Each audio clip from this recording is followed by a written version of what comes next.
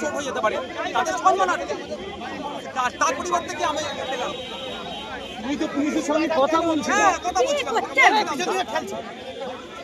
সাথী আমরা প্রত্যেকে যে যেখানে আছি আমরা কর্মসূচিকে অবস্থান চালিয়ে যাবেন। আমি এখন সাথে কথা বলবো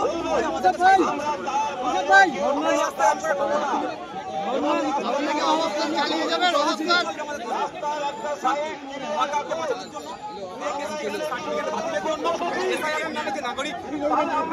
হয়রানি বাতাঙ্গের তৈরি হচ্ছেন এটা বন্ধের জন্য পরিযায়ী শ্রমিকরা ভিন্ন রাজ্যে আক্রান্ত হচ্ছে সেটা বন্ধের জন্য এবং